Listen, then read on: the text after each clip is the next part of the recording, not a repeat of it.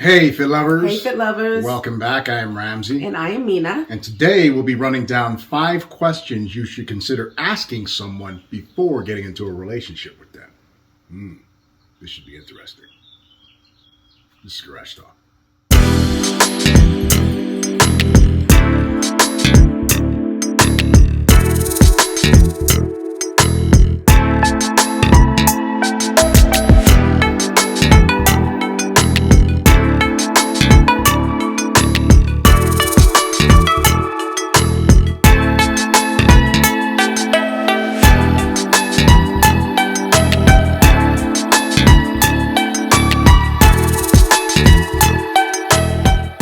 Finding that special person and starting a relationship can be a magical thing. The fun involved in getting to know someone that you're interested in is always exciting. But what happens when the two of you get over the honeymoon phase? The two of you have spent time together and gotten to know each other, and now you're seeing things that you don't necessarily like about the other person. Now, we know that when you're already in a relationship, you may not be able to do anything about somebody's sudden change in attitude or behavior. Or you may find out that you have vastly different values from one another, which may cause static or arguments between the two of you. Short of breaking up, seeking counseling, or coming to a compromise where both of you will be happy, which can be challenging for two people with different values, there isn't much else you can do. But there are some questions you can ask a potential significant other before getting into a relationship with them that may help things run a little smoother. Asking these questions before getting into a relationship may not necessarily prevent you and your significant other from getting into it from time to time. That's a given in any relationship. But depending on how the other person answers these questions may give you some clarity on whether or not you want to be in a relationship with them at all. Yeah. Quick disclaimer, these 5 questions are questions you should consider asking a potential significant other. They're by no means an ironclad method for making sure that there's never any static in your relationship. If we had that method, we'd never have to work again. The questions and the answers to those questions are simply a guide to help you make the best decision possible before taking the next step. We hope you enjoy.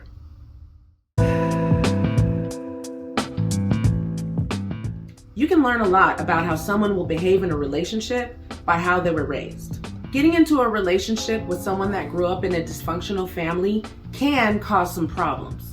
Many children growing up in that environment experience fear, anxiety, and hostility that can follow them into adulthood. Growing up in that environment doesn't mean that you won't be a good significant other, but you should take active steps to deal with whatever negative baggage you might have. You don't want to get into a relationship with someone that has years and years of baggage that they haven't unpacked. The only baggage I want is when I'm going on vacation, honey. Now, there are obviously exceptions to this rule. Many people who have grown up in dysfunctional families live great lives as adults. Just be sure you know what you're getting into before starting a relationship, not after.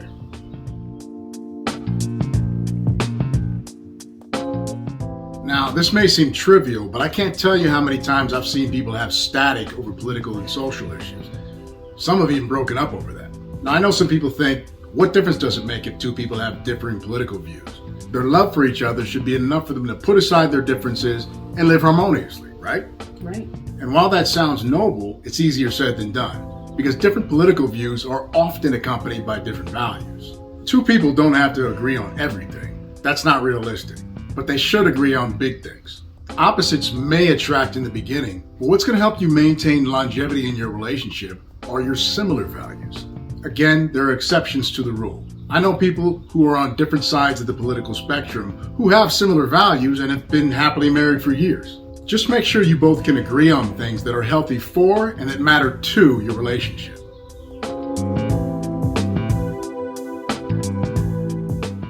For obvious reasons, this can create problems for two people.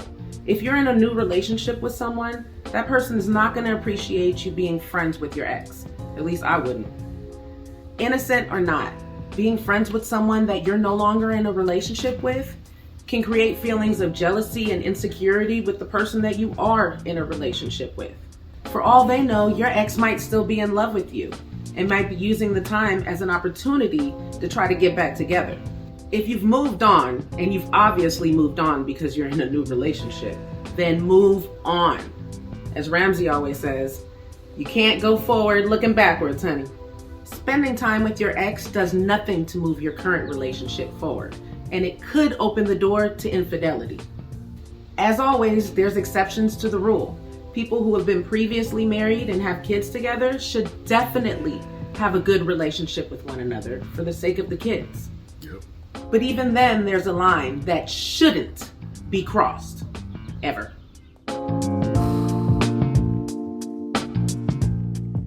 Now, there's nothing wrong with wanting to be with someone who's financially secure.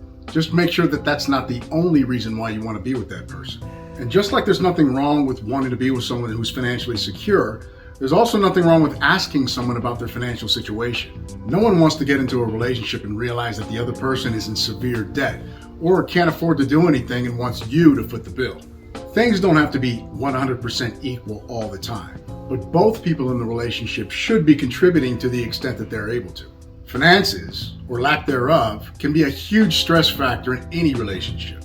Even if you both aren't in the best financial situation, at least if both of you are goal-oriented and know what you want out of life, you can build that financial stability together. Yep.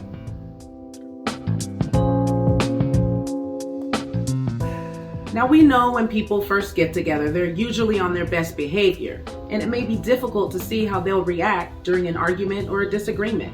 But at least having an idea of how someone deals with conflict early on can potentially save you a lot of drama down the road. Yeah. Get a good idea of their temperament before moving forward with them. The last thing you want to find out is that you've gotten with some psycho dude or some crazy chick, and now you're sleeping with one eye open. I honestly can't see any exceptions to that one. Nope.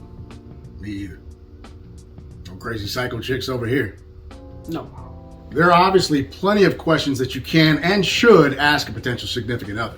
We just believe that knowing the answers to these 5 questions can greatly decrease the chances of your relationship crashing and burning, or prevent you from getting in a relationship with that person at all.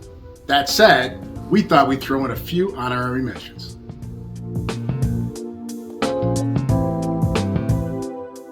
For the ladies, be careful asking a guy this question too soon. You may scare them off, but the question is a legitimate one. If you want kids and the other person doesn't, don't make the mistake of getting involved with that person anyways, hoping that it'll change. Just move on. It'll be better for you. Yep.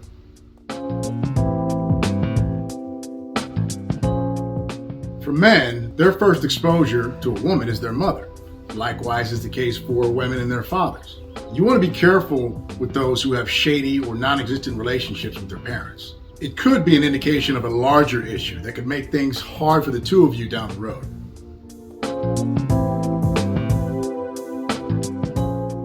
I see we're saving the best for last, huh? Yep. Unless two people agree on celibacy or are only looking for companionship, sex is important in any relationship. Make sure the two of you are sexually compatible and want and desire the same things and experiences. Trust me, it'll make your relationship a lot more fun. Oh, yes, it will. Well, folks, that's our show for today. Thank you for joining us. Thank you. Don't forget, there's only one more episode left before we transition into the FitLove Show. Just like Garage Talk, you'll be able to catch the FitLove Show right here on our YouTube channel, FitLove 101, every Thursday at 12 p.m. So be sure to like and subscribe, and don't forget to turn your notifications on so you'll be notified when Garage Talk officially becomes the FitLove Show. Thanks again, FitLovers. Thank you. We'll see you next time.